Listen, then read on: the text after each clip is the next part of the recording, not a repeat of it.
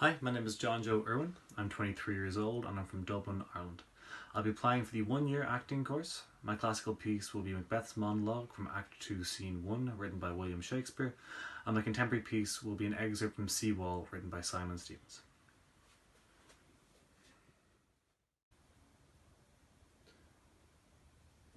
Is this a dagger which I see before me? The handle toward my hand. Come, let me clutch thee. I have thee not, and yet I see thee still. Art thou not, fatal vision, sensible to feeling as to sight? Or art thou but a dagger of the mind, a false creation proceeding from the heat oppressed brain? I see thee still, in form as palpable as this which now I draw. Thou marshest me the way that I was going, and such an instrument I was to use. Mine eyes are made the fool, so they're the senses, or else worth all the rest. I see thee still, and on thy blade and dudgeon gouts of blood, which was not so before. There is no such thing. It is the bloody business that informs mine eyes thus.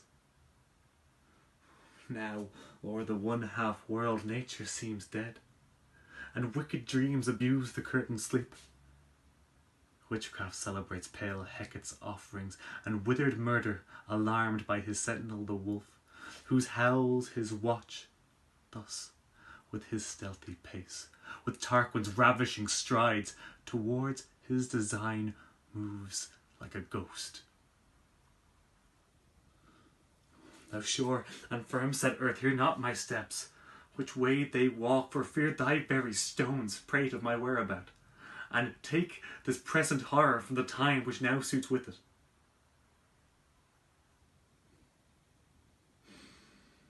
Whiles I threat he lives. Words to the heat of deeds too cold breath gives.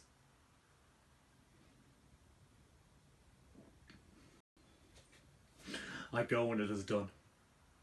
The bell invites me. Hear it not, Duncan, for it is a knell that summons thee to heaven or to hell. We go there, to his house, every year for holidays. We did used to drive. 3 years straight we drove all the way down from London without stopping. Took it in turns, driving, and promised to share the navigating, but neither of us needed any help. We did it fine. When Lucy was born, we started flying there though, because the drive's not fair on a baby and he paid for the tickets. You can get flights into Carcassonne for dead cheap, but he paid for us to fly into Nice. And he ran us a car when we got there. The first time he sees her, he takes her by surprise a bit.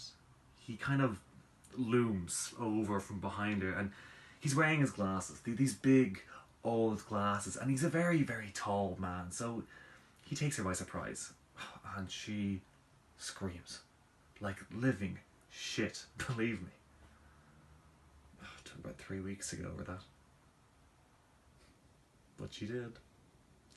And then starts with the shuffling across the floor to reach him, arms outstretched, making these little noises that basically mean, take me on your lap and tell me a story now, you funny old fucker. I don't care if you're meant to be weird, I don't care if you're meant to be scary, I don't care what anybody fucking thinks about you. I want a story and I want it now. Who could resist that?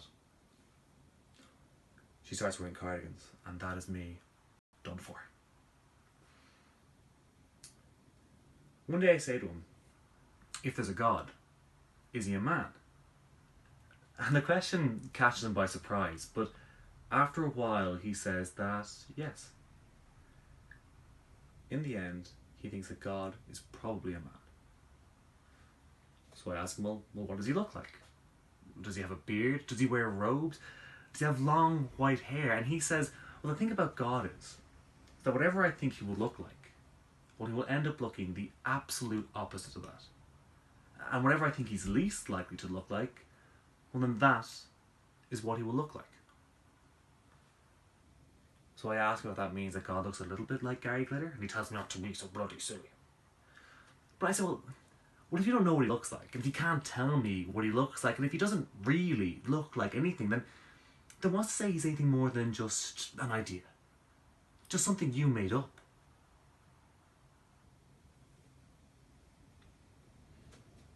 She's 8. And we've been going every year. We've talked for years about having a second child, but every time we do, we just think about Lucy. And we think, you know what, we're very, very happy. She's just... we just want her. So a moment from a play that really affected me is a moment from Lungs, written by Duncan Macmillan. And it was actually an amateur production I saw during my time with the UC Dramsoc, the Drama Society in the college I attended. So it's the moment I'm discussing is, it comes at the end of the scene where time starts to rapidly shoot forward. So throughout the whole play, it's dealing with these two characters, M and W, and the debate they're having about whether they want to have a child together and want to bring a baby into this world, due to the state of the world and the effect that'll have on the climate. And throughout that conversation, that debate, it skips forward in time to them picking up this debate again and again during their lives, kind of around their normal day-to-day lives. And it's done very naturally and very beautifully, and you kind of weave in and out of their lives, and you kind of follow them through this debate.